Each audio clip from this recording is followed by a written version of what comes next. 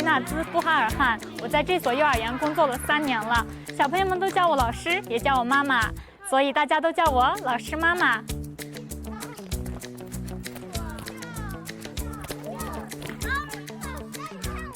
你真棒！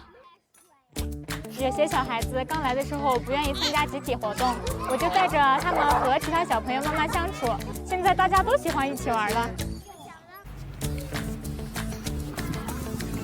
我特别喜欢跳舞，我们班是一个多民族组成的大家庭，班里有回族、哈萨克族、汉族。平时呢，我们都会跳各民族的舞蹈。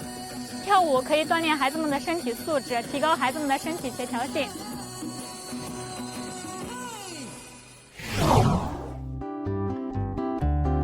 这些还有我手上的这些，都是孩子们自己亲手做的树叶粘贴画。经常动手呢，可以提高孩子们的想象力和创造能力。你做的这是什么？是一条鱼。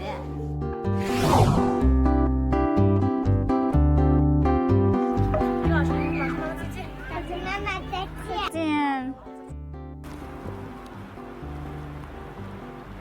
我是老师，也是妈妈。我每天的动力来源于孩子们天真的笑脸，带着孩子们探索生活中的奥妙，学习生活技巧。我希望我的孩子们每天都可以这样健康快乐的成长。老师妈妈再见。再见。